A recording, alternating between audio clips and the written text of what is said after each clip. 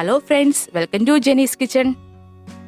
നമ്മളിന്ന് തയ്യാറാക്കാൻ പോകുന്ന അടിപൊളി ഒരു പാവയ്ക്കാക്കറിയാണ്. പാവയ്ക്കാക്കറി എന്ന് കേൾക്കുമ്പോൾ ചിലരുടെയെങ്കിലും നെറ്റിയൊന്ന് ചുളിയും.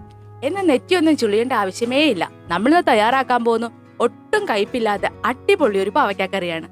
എങ്ങനെ ഇത് തയ്യാറാക്കണമെന്ന് നമുക്ക് നോക്കാം. വീഡിയോയിലേക്ക് പോകുന്നതിന് മുമ്പ് നമ്മുടെ ചാനൽ ഒന്ന് സബ്സ്ക്രൈബ് ചെയ്ത് അടുത്ത് കാണുന്ന ബെല്ലൈക്കൺ ഒന്ന് പ്രസ് ചെയ്ത് ഓൾ എന്ന ഓപ്ഷൻ ക്ലിക്ക് ചെയ്യാൻ ആരും മറന്നു പോകരുതേ. എന്നാൽ നമുക്ക് ഒട്ടും വൈകിക്കാതെ വീഡിയോയിലോട്ട് പോകാം. ഞാനിപ്പോൾ നമ്മുടെ പാവയ്ക്ക നല്ലതുപോലെ കഴുകി വൃത്തിയാക്കി ഇതുപോലെ വട്ടത്തെ കണ്ടിച്ചു വെച്ച് എടുത്തിട്ടുണ്ട്. ഈ ഒരു കനത്തിൽ വേണം നമുക്ക് പാവയ്ക്ക കട്ട് ചെയ്തെടുക്കാൻ. ഇതിൻ്റെ അകത്തിപ്പോൾ ഒട്ടും തന്നെ വെള്ളമില്ല. ഇനി നമ്മുടെ പാവയ്ക്ക ഒന്ന് വഴറ്റിയെടുക്കാം. നമ്മുടെ പാവയ്ക്ക ഒന്ന് വഴറ്റിയെടുക്കാൻ ഞാനൊരു മൺചട്ടി അടുപ്പത്ത് വെച്ചിട്ടുണ്ട്.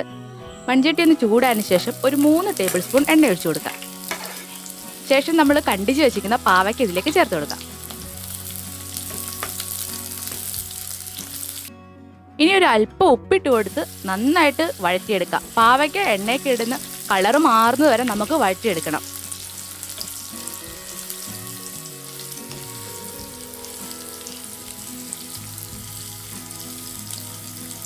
ഇപ്പോഴേ നമ്മുടെ പാവയ്ക്കയുടെ കളറൊക്കെ മാറി വന്നിട്ടുണ്ട്. ഇനി ഇത് എണ്ണയിൽ നിന്ന് കോരിയെടുക്കാം.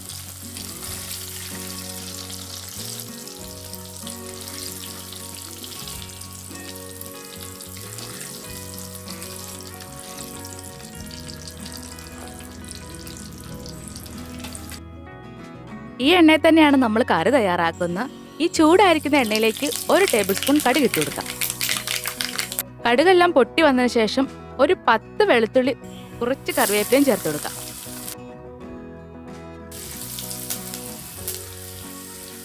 ഇനി ഒരു 3 വറ്റൽമുളക് ചെറുതായി അരിഞ്ഞത് ചേർത്ത് കൊടുക്കാം. ഇനി നമുക്കൊരു 2 വലിയ സബോള ചെറുതായി അരിഞ്ഞതും കൂടെ ചേർത്ത് കൊടുക്കാം.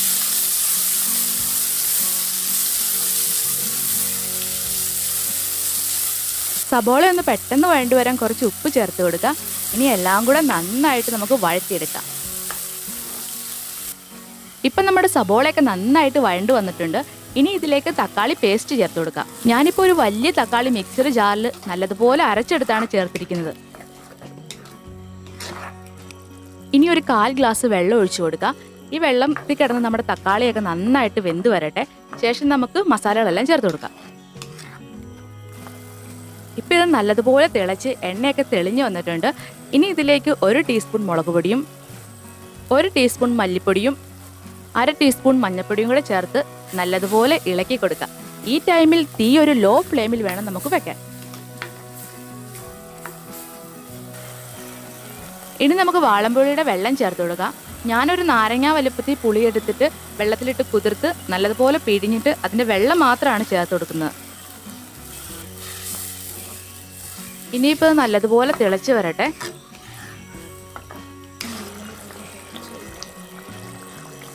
ഇപ്പോൾ ഇത് നല്ലതുപോലെ തിളച്ച് വന്നിട്ടുണ്ട്. ഇതിലേക്ക് നമ്മൾ നേരത്തെ വഴറ്റി വെച്ചിരിക്കുന്ന പാവയ്ക്ക ചേർത്ത് കൊടുക്കാം. പാവയ്ക്ക ഒരുപാടിട്ട് ഇളക്കരുത്. അത് പൊട്ടിപ്പോയി കഴിഞ്ഞാൽ അത് കാണാനായിട്ട് ഒരു ഭംഗി ഉണ്ടാവില്ല. അതുകൊണ്ട് നമുക്ക് ചെറുതായിട്ട് ഇളക്കി കൊടുത്ത് ഒരു 15 മിനിറ്റ് അടച്ച് വേവിച്ച് ലോ ഫ്ലെയിമിൽ വേവിച്ചെടുക്കാം. ഇടയ്ക്കിടയ്ക്ക് മൂടി തുറന്ന് ഇളക്കി കൊടുക്കാൻ നിങ്ങൾ മറന്നു പോകരുത് കേട്ടോ. അല്ലെങ്കിൽ നമ്മുടെ കറി അടി പിടിക്കാൻ സാധ്യതയുണ്ട്. ഇപ്പോൾ ഇതൊരു 15 മിനിറ്റ് കഴിഞ്ഞിട്ടുണ്ട്. നമുക്കൊന്ന് തുറന്ന് നോക്കാം. ഞാൻ ഇടയ്ക്ക് തുറന്ന് ഇളക്കി കൊടുക്കുന്നുണ്ടായിരുന്നു. ഇപ്പോൾ ഇത് ഗ്രേവി കൺസിസ്റ്റൻസിലായിട്ടുണ്ട്. നമ്മുടെ പുളിവെള്ളമൊക്കെ വറ്റി നമ്മുടെ കറി ഇവിടെ റെഡി ആയിട്ടുണ്ട്. ഇനി നമുക്കിതൊരു ബൗളിലേക്ക് സെർവ് ചെയ്യാം.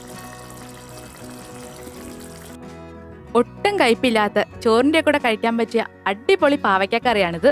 വലിയവർക്കായാലും കുട്ടികൾക്കായാലും പാവയ്ക്ക കറി കഴിക്കാൻ മടിയായിരിക്കും. എങ്കിൽ ഈ രീതിക്ക് കറി വെച്ചാൽ എല്ലാവർക്കും ഇഷ്ടപ്പെടും. അപ്പോൾ നമ്മൾ തേങ്ങ പോലും വറുത്തരയ്ക്കാതെ പെട്ടെന്ന് തന്നെയാണ് ഈ കറി റെഡിയാക്കിയത്.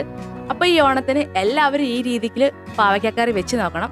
എന്നിട്ട് നിങ്ങളുടെ അഭിപ്രായങ്ങൾ കമൻറ്റ് ചെയ്യണം. ഈ റെസിപ്പി ഇഷ്ടമായെങ്കിൽ നമ്മുടെ ചാനൽ സബ്സ്ക്രൈബ് ചെയ്യാൻ മറന്നു പോകരുത്. അടുത്ത വീഡിയോയിൽ പുതിയൊരു റെസിപ്പിയുമായി നമുക്ക് കാണാം. Thank you.